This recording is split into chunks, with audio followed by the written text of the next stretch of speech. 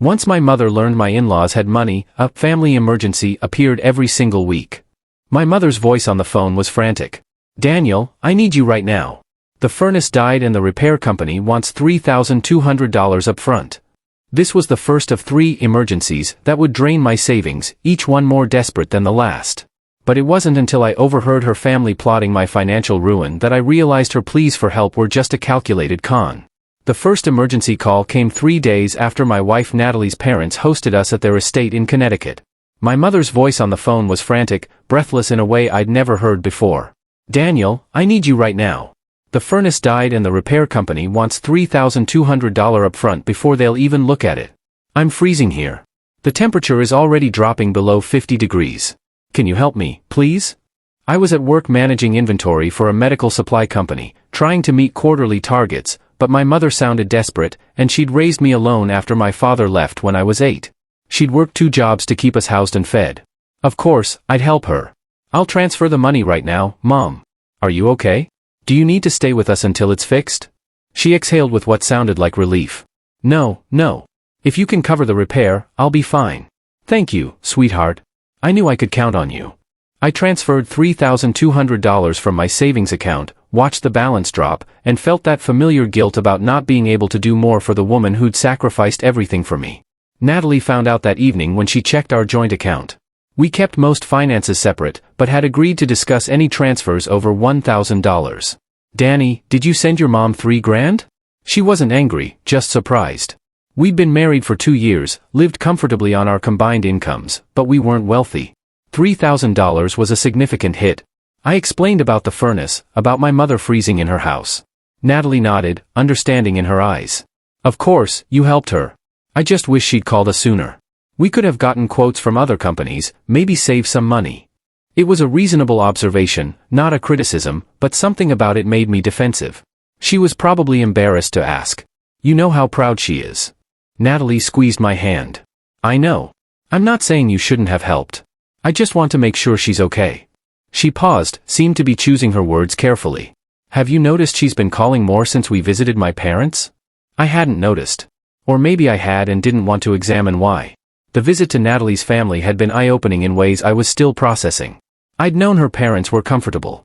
They lived in a nice area, took annual vacations to Europe, drove cars that cost more than my yearly salary, but comfortable didn't prepare me for the reality of the Whitmore estate. The main house had 7 bedrooms, a pool, a tennis court, and staff quarters for the live-in housekeeper and groundskeeper. Natalie's father, Robert, had sold his tech company for an obscene amount 5 years ago, and now spent his time managing investments and serving on non-profit boards. Her mother, Catherine, came from old money and sat on the boards of 3 museums. They were wealthy in a way I'd only seen in movies. And they'd been incredibly gracious, never once making me feel inadequate, despite the fact that I came from a single-parent household in a working-class neighborhood and worked a middle management job that would never generate wealth. We'd spent the weekend playing tennis, eating elaborate meals prepared by a private chef, and discussing their upcoming trip to the Amalfi Coast. It had been lovely and uncomfortable in equal measure. My mother had called during the visit, her timing impeccable. I'd stepped away from dinner to answer and she'd asked pointed questions. "Where are you? That doesn't sound like your apartment." I'd explained we were at Natalie's parents' house in Connecticut. "That's a long drive for dinner." I'd mentioned we were staying the weekend. "They have room for guests. Must be a big house." Her tone had shifted. Became curious in a way that felt calculated. "How big? Like 4 bedrooms?" I'd made the mistake of honesty. "Bigger than that. It's really nice, Mom. You'd love the gardens." Silence on her end, then carefully casual. "Well, it's good Natalie comes from a solid family. Financial stability is important." The conversation had felt wrong, but I dismissed it as my mother being protective, wanting to ensure I'd married someone from a good background. Now 3 days later, she needed $3,200 for a furnace. Natalie's question echoed in my mind. "Have you noticed she's been calling more?" I pushed the thought away. My mother had raised me alone, had sacrificed constantly. If she needed help now, I owed her that much. The second emergency came 11 days later. This time, my mother called while Natalie and I were having dinner at a Thai restaurant near our apartment. "Daniel, I'm so sorry to bother you again." Her voice carried that same breathless quality. Panic barely contained. "I got rear-ended this afternoon. The other driver didn't have insurance. My car is drivable but needs body work. And the estimate is $2,800. Insurance won't cover it because I only have liability. I wouldn't ask, but I need the car for work and I can't afford the repair right now. I felt that familiar clench of guilt and obligation. Of course, Mom. I'll handle it. Natalie was watching me across the table, her expression unreadable. After I hung up, she set down her fork. Another emergency. Her tone was carefully neutral. Hit and run. Uninsured driver. She needs her car fixed. I was already pulling up my banking app, calculating what I could transfer without completely depleting our emergency fund. Natalie reached across the table, covered my hand with hers. Danny, I love that you want to help your mom, but 2 emergencies in 2 weeks, both costing thousands of dollars? That's unusual, and the timing feels strange. I pulled my hand back, defensive anger flaring. What are you saying? That my mother is lying about being hit by a car? Natalie's expression remained calm, but I saw hurt flash in her eyes. I'm not saying that. I'm saying maybe we should offer to handle this differently. We could call the repair shop directly, negotiate the price, make sure she's not being overcharged, or we could have her get multiple estimates. It was reasonable, but it also implied my mother couldn't be trusted to handle her own affairs, and that implication felt like a betrayal of the woman who'd raised me. She's an adult, Natalie. She knows how to get her car fixed. She just needs financial help. Natalie nodded slowly. Okay, but after this, can we set up a system? Maybe create a monthly budget for family help so we're not constantly reacting to emergencies. It was the kind of practical, organized approach Natalie excelled at. She worked as a financial analyst, saw every problem through the lens of data and planning. I agreed, just wanting the conversation to end. I transferred $2,800 to my mother's account, our emergency fund shrinking further. That night, Natalie fell asleep facing away from me, and I lay awake wondering why I felt angry at my wife instead of at the situation. The third emergency arrived 16 days after the second. My mother called at 9 p.m. on a Sunday, crying.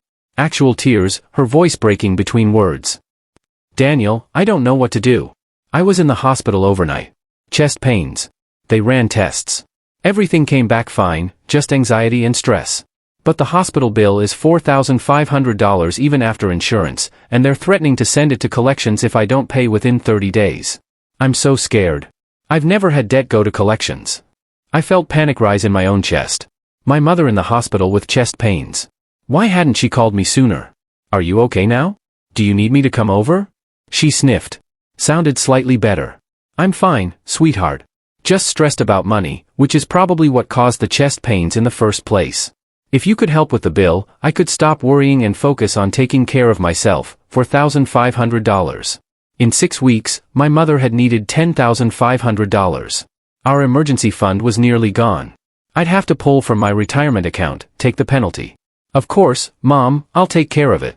But we need to talk about your finances. This isn't sustainable. My mother's voice hardened slightly. I'm sorry I'm such a burden. I should have known better than to ask. I'll figure something else out. It was expert manipulation. The guilt trip delivered with precision. No, Mom. That's not what I meant. I'll send the money, but maybe we should look at your budget. See if there are ways to. She cut me off, voice soft again. You're such a good son. Your father should see what an incredible man you've become. I'll let you go. I know it's late. Thank you, Daniel. I love you. She hung up before I could say more. I sat on our couch, phone in my hand, feeling trapped between loyalty to my mother and the uncomfortable truth Natalie had tried to point out. The timing was suspicious. 3 major emergencies in 6 weeks. All happening after my mother learned about the Whitmore family's wealth. I wanted to believe it was coincidence, but the pattern was becoming impossible to ignore. Natalie emerged from our bedroom in pajamas, took one look at my face, and sighed. Another one? I nodded. Hospital bill, $4,500. She sat beside me, didn't touch me. Danny, we need to talk about this seriously. I knew what was coming, the practical, analytical breakdown of why this pattern was problematic. Part of me wanted to hear it. Most of me wanted to defend my mother against implications I wasn't ready to accept. She was in the hospital with chest pains, Nat. What am I supposed to do? Tell her to figure it out on her own? Natalie's voice was gentle but firm. No, but you could ask questions like, which hospital? What date? Can you see the bill? You could offer to call the billing department and set up a payment plan instead of paying it all at once. You could treat this like what it is, a financial transaction that needs verification instead of an emotional crisis that requires immediate money. Every suggestion made sense. Every suggestion also implied my mother was lying, manipulating, using me. She's not scamming me, I said, but the words felt hollow even as I spoke them. Natalie pulled out her phone, pulled up a spreadsheet I hadn't known she was keeping. In 6 weeks, she's needed $10,500. That's more than half your annual salary after taxes. Before your visit to my parents' house, when's the last time she asked you for money? I tried to remember. Couldn't. Exactly, Natalie said quietly. She's always been independent, proud. Now suddenly, she's having constant financial crises. Danny, I think she's targeting us because she knows my family has money. The accusation hung between us like smoke. That's a horrible thing to say about my mother. Natalie met my eyes. I know, and I'm sorry, but I love you, and I'm watching someone take advantage of you and I can't stay quiet anymore. She closed her spreadsheet. Before you send her this money, will you at least ask to see the hospital bill? Just verify it's real. It was a reasonable request. It also felt like a betrayal of everything my mother had done for me. If I ask for proof, she'll know I don't trust her. Natalie's expression was pained. And if you don't ask for proof, you're letting her manipulate you. Those are your choices, Danny. I'm sorry they both hurt. I sent the money without asking for the bill. Natalie didn't say anything, but I felt the distance between us widen. 2 days later, I drove to my mother's house unannounced. I needed to see for myself that she was okay, that the emergencies were real, that I wasn't being played. The house looked normal, a small bungalow in a lower middle-class neighborhood, lawn slightly overgrown, paint starting to peel. My mother's car was in the driveway and I examined it. No visible damage, no signs of recent bodywork. The rear bumper looked as dinged and faded as it had been for years. My mother answered the door in a bathrobe, surprised to see me. Daniel, what are you doing here? Is everything okay? I studied her face, looking for signs of illness, stress, the chest pains that had supposedly sent her to the hospital. She looked fine, healthy, well-rested. I was in the neighborhood. Thought I'd check on you after the hospital scare. Something flickered in her expression. Weariness maybe, or calculation. How thoughtful. Come in. I'll make coffee. The house was warm. Too warm actually. The supposedly broken furnace was working perfectly, pumping heat that made me unzip my jacket. I followed her to the kitchen, noticed she moved without any sign of pain or weakness. How are you feeling? Any more chest pains? She busied herself with the coffee maker, back to me. Oh, you know, some days are better than others. The doctor said, I need to manage stress better. I decided to push. Which hospital did you go to? I'd like to call and make sure we got the billing situation sorted out. My mother's shoulders tensed. Valley Medical. But you don't need to call. I have it handled now that you sent the money. She turned, smiled. It's such a relief not to worry about collections. I'd still like to call, make sure they applied the payment correctly, that there aren't any other charges. I watched her face carefully. The smile faltered. Daniel, why are you really here? Do you not trust me? The accusation, delivered with wounded dignity, was designed to make me retreat. I'd spent my whole life trying not to disappoint her, not to be like my father who'd abandoned us. The conditioning was powerful, but Natalie's voice echoed in my mind. I'm watching someone take advantage of you. I trust you, Mom. I just want to make sure everything's okay. She poured coffee with shaking hands. Your wife has been saying things about me, hasn't she? I knew this would happen. I knew once you married into money, you'd start looking at your own mother differently. The accusation stung because it held a grain of truth. I was looking at her differently, but not because of Natalie's money. Because the pattern of emergencies had become impossible to ignore. Natalie hasn't said anything except that she's concerned about how often you're having financial crises. We both are. My mother's expression hardened. Financial crisis? Is that what you call a broken furnace and a hospital visit? I'm sorry. My poverty is inconvenient for you and your wealthy in-laws. The conversation was spiraling, becoming an argument I didn't want. I tried to redirect. Can I see your car? I'd like to check the repair work. Make sure they did a good job for what we paid. My mother set down her coffee cup with a sharp click. Are you accusing me of lying? Are you saying I invented a car accident? Her voice rose, taking on the wounded tone that had always made me feel like the worst son in the world. I gave you everything, Daniel. Everything. I worked myself to the bone to give you a good life. And now you're treating me like a criminal because you sent me some money. I felt myself backing down. The old patterns reasserting themselves. I'm not treating you like a criminal. I'm just trying to understand what's happening. She laughed bitterly. What's happening is that you're ashamed of where you came from. Your wife's family has millions and suddenly your own mother isn't good enough. Well, I'm sorry. I can't compete with the Whitmores. I'm sorry. I'm just a working-class woman who sometimes needs help. She was good. Really good. Every word designed to trigger guilt, to make me feel like questioning her, was a betrayal of our entire history. That's not fair, Mom.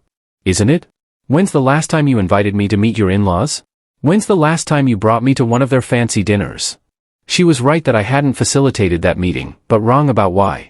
I didn't think you'd be comfortable there. It's not your scene. My mother's smile was triumphant. Exactly. I'm an embarrassment. Too poor, too unsophisticated, so you keep me separate, but you resent having to help me financially. You want me to just disappear and let you enjoy your new life with the rich people. I'd walked into this conversation hoping for clarity. Instead, I was leaving more confused than ever, guilt weighing on me like concrete. My mother saw me to the door, kissed my cheek. I love you, sweetheart. I'm sorry I'm such a burden. Maybe it's better if I don't call you anymore when I need help. I wouldn't want to cause problems in your marriage. It was manipulation, a threat wrapped in martyrdom. I drove home feeling like I'd failed some test I didn't understand. Natalie was waiting when I got back, took one look at my face, and knew it hadn't gone well. What happened? I told her about the conversation, about my mother's accusations, about how everything had gotten twisted until I was the villain for daring to ask questions. Natalie listened in silence, then asked the question I'd been avoiding. Did you see the car damage? I shook my head. She wouldn't show me. Said I was treating her like a criminal. Natalie sat down heavily. Danny, I need to tell you something. I did some research today while you were gone. I called Valley Medical, said I was calling about a relative's bill from 3 weeks ago. They have no record of any patient with your mother's name in the past 3 months. The floor seemed to tilt beneath me. Maybe she used a different hospital. Maybe you got the date wrong. But I knew what Natalie was about to say. I called the 3 other hospitals in the area. None of them have any record of her either. Danny, I think she lied about the hospital visit. I wanted to argue, to defend my mother, to find any explanation other than the obvious one. But the evidence was mounting, damning, undeniable. Why would she lie about something like that, about chest pains and hospitals? Natalie's expression was pained. Because it worked. Because she knew you'd never refuse to help if she said she'd been in the hospital. Because she's figured out exactly how to manipulate you. And she's been doing it successfully for 6 weeks. I felt sick. Actually nauseous. The woman who'd raised me, who I'd thought I knew completely, was potentially running a long con. What about the furnace? The car? Natalie pulled out her phone again. I drove by her house this morning, sat outside for 20 minutes. The place looked warm. I could see heat waves from the exhaust vent, and her car had no visible damage. I took pictures. She showed me photos that confirmed what I'd seen.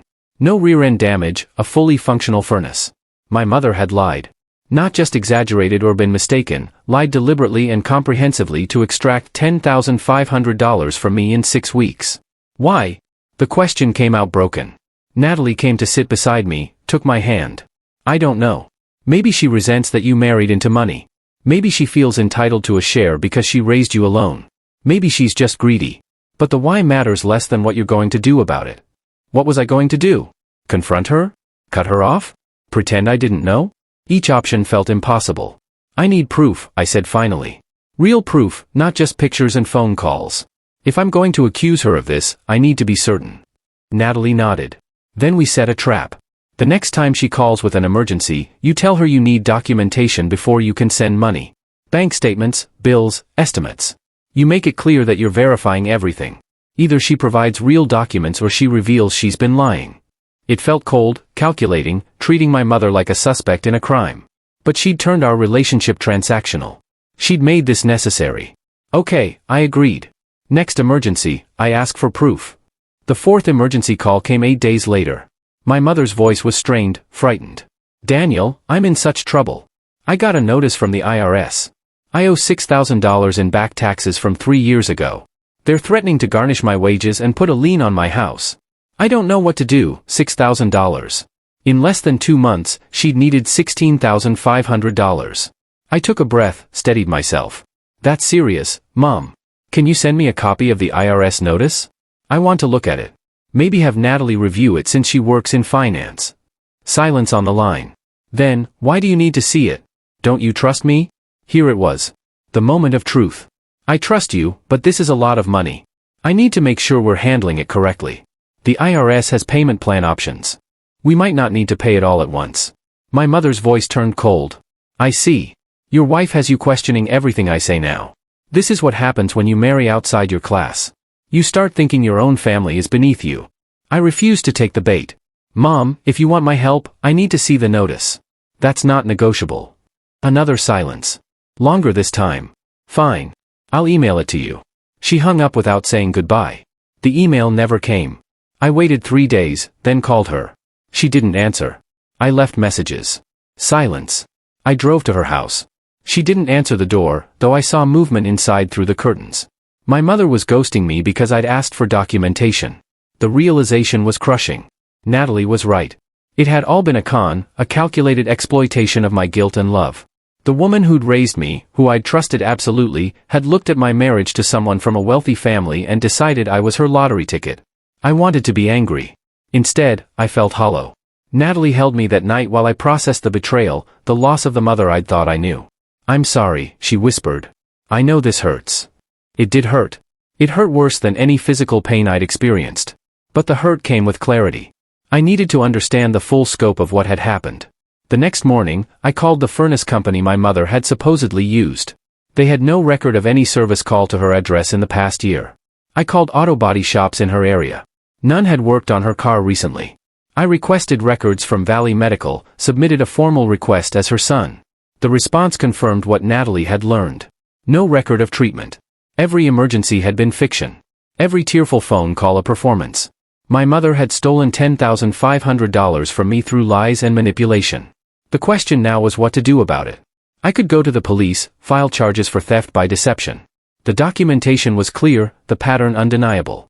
But the thought of my mother arrested, prosecuted, possibly jailed, I couldn't stomach it. She'd raised me. That history mattered even now. I decided to confront her directly one more time. I showed up at her house unannounced on a Saturday morning, positioned myself in front of the door so she couldn't ignore me. When she finally answered, her expression cycled through surprise, guilt, and defiance. I don't want to talk to you. I held up a folder containing all the documentation, phone records showing no hospital admission, statements from the furnace company and body shops, bank records showing the transfers. We need to talk about this. My mother's face went pale. Where did you get all that? Her voice was defensive. Caught. Research. Investigation. The things you do when someone you love starts lying to you. I pushed past her into the house, sat at her kitchen table uninvited. You lied about everything. The furnace works fine. Your car was never damaged. You were never in the hospital. You invented emergencies to get money from me after you found out about Natalie's family. My mother stood frozen, then slowly sat across from me. For a long moment, she said nothing. Then they have millions, Daniel. Millions, and you're living in a tiny apartment, working a middle management job. It's not fair. The honesty was almost more shocking than the lies. So, you thought you'd steal from me to even the score? My mother's expression hardened. I raised you alone. I sacrificed everything. And you marry into money. And what do I get? Nothing. You didn't even invite me to meet them properly. You keep me hidden away like I'm an embarrassment. There it was. The resentment she'd been harboring. The entitlement she felt to my wife's family's wealth. You don't get their money, Mom. It's not yours. It's not even mine. It's the Whitmores. And you've stolen over $10,000 from me, not them. Money I worked for. She waved a dismissive hand. You can afford it. One phone call to your in-laws and you'd have that money back. They probably spend more than that on wine every month. I stared at my mother, seeing a stranger. Is that really what you think? That I should ask my in-laws for money to cover what you stole from me? She met my eyes. They're family now.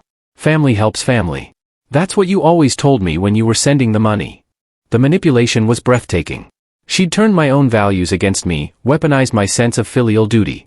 You're right that family helps family, I said slowly. But you're not helping. You're stealing. There's a difference. My mother stood, paced to the window. I needed money, Daniel. Real emergencies have been happening. Maybe not the ones I told you about, but real problems.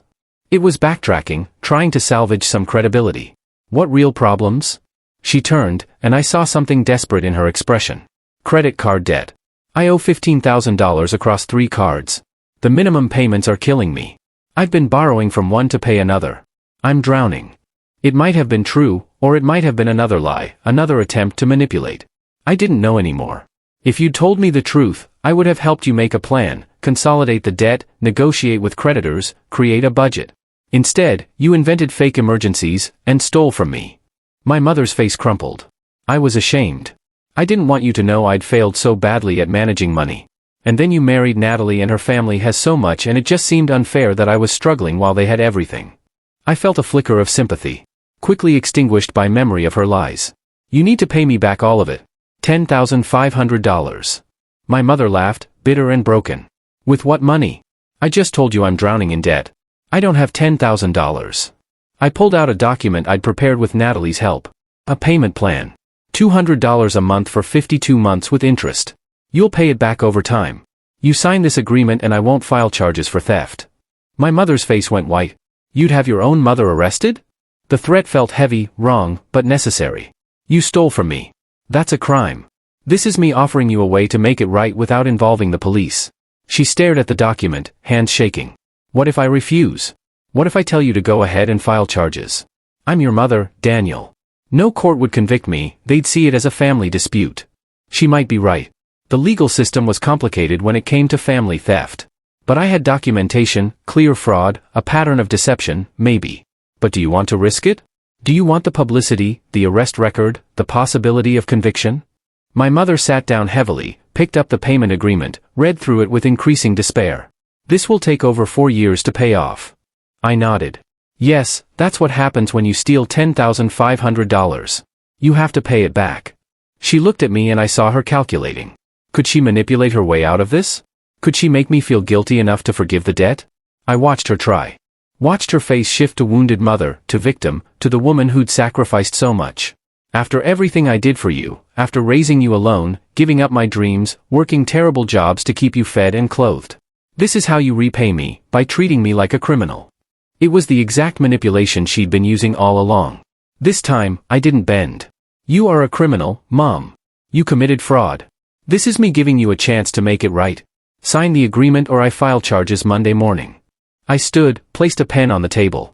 You have until Monday to decide. I walked out, leaving her sitting at that table, the agreement in front of her, the weight of consequences finally catching up to years of entitlement and manipulation. Monday morning, a manila envelope arrived at my apartment. Inside was the payment agreement signed along with a brief note. I'm sorry I wasn't the mother you deserved. I'll make the payments, but I think it's best if we don't speak for a while. I need to figure out who I am without you in my life to manipulate. You were right about everything. I was jealous, resentful, and greedy. I loved you, but I loved money more. That's on me. The note was devastating in its honesty. Part of me wanted to call her immediately to salvage something of our relationship. But Natalie was right. My mother needed consequences. Needed to learn that love didn't mean unlimited tolerance for abuse. The first payment arrived on the 15th of the month, $200, exactly as agreed. Then another, the next month, and the next. My mother kept her word, but we didn't speak. She didn't call with emergencies, didn't reach out on my birthday, disappeared from my life as thoroughly as if she'd moved across the country. It hurt. Some nights I wanted to forgive everything, to reach out, to rebuild. Natalie would hold my hand and remind me that real reconciliation required real change. That my mother needed to address why she'd done this, not just pay me back. 6 months into the payment plan, my mother sent another letter. I've started therapy. My counselor says I have issues with scarcity mindset and transactional relationships. She's helping me understand why I felt entitled to your money, why I couldn't be happy for your success. I'm working on myself, Daniel. Not because I expect you to take me back, but because I need to be better for me. I'm sorry for what I did. For all of it. The letter felt genuine, but trust, once broken, took years to rebuild. Natalie and I discussed whether to respond. Ultimately decided to send a brief note, acknowledging receipt, but maintaining boundaries. My mother needed to do the work of change without expectation of immediate forgiveness. A year passed, then another. The payments continued like clockwork. My mother sent occasional updates. She'd completed a financial literacy course, had consolidated her debt, was working with a credit counselor. She never asked to meet, never pushed for reconciliation, just kept paying, kept working on herself, kept respecting the boundaries I'd set. In the 3rd year of the payment plan, I received a call from a number I didn't recognize, my mother's therapist, asking if I'd be willing to attend a session, not to reconcile, but to allow my mother to apologize directly to complete part of her therapeutic process. I discussed it with Natalie, who'd been my anchor through all of this. Only if you're ready, she said, and only if you don't feel pressured to forgive her, you can listen to her apology and still maintain boundaries. I agreed to one session, sat in a small office with beige walls while my mother, looking older and more tired than I remembered, read from a letter she'd prepared. I stole from you, not just money, but trust. I looked at your marriage and saw only an opportunity, not your happiness. I turned you into a transaction instead of a son. I can't undo that damage, but I can acknowledge it and promise I'm becoming someone different, someone who would never do that again. She looked up, tears streaming down her face. I don't expect you to forgive me. I don't deserve it, but I wanted you to know I understand what I did was unforgivable, and I'm sorry. I'm so sorry. The therapist asked if I wanted to respond. I thought about everything. The lies, the manipulation, the betrayal, but also the woman who'd raised me alone, who'd worked 2 jobs, who'd been there for 28 years before greed corrupted her. I hear your apology, I said carefully. I see you're doing the work, but I'm not ready to have you back in my life. Maybe someday, not today. My mother nodded, accepting, and I left that office feeling like I'd closed a chapter. For years and 2 months after signing the payment agreement, my mother made her final payment. The debt was settled. She sent a brief email. Paid in full. Thank you for holding me accountable. I hope someday I can earn back even a fraction of your trust. Natalie and I discussed what came next. Did we invite her back into our lives? Maintain distance? Attempt supervised visits? We decided on slow reintroduction, coffee once a quarter. Neutral locations. Boundaries clearly maintained. The first coffee was awkward, stilted. 2 strangers trying to remember how to be family. But my mother didn't ask for money. Didn't mention Natalie's family wealth. Didn't try to manipulate. She talked about her job, her therapy, her volunteer work at a financial literacy nonprofit where she taught low-income families how to avoid the debt traps she'd fallen into. Slowly, painfully, we rebuilt something. Not what we'd had before, that was gone forever, but something new. Something built on honesty instead of obligation, on mutual respect instead of guilt. Years later, when Natalie and I had our first child, my mother met her grandson under strict boundaries. She held him carefully, cried quietly, thanked us for the chance. 5 years after everything imploded, I could finally look at my mother without rage or betrayal dominating every other feeling. She'd done terrible things, but she'd also taken responsibility, done the work of change, respected the boundaries I'd set that mattered. The Whitmores never knew the full story. Natalie and I had kept the details private, protecting both my mother and my own pride. But Robert pulled me aside once years after the fact and said something that stuck with me. Whatever happened between you and your mother, I respect how you handled it. You set boundaries without destroying the possibility of future relationship. That's wisdom, Daniel. I thought about that often. How I could have chosen pure rage.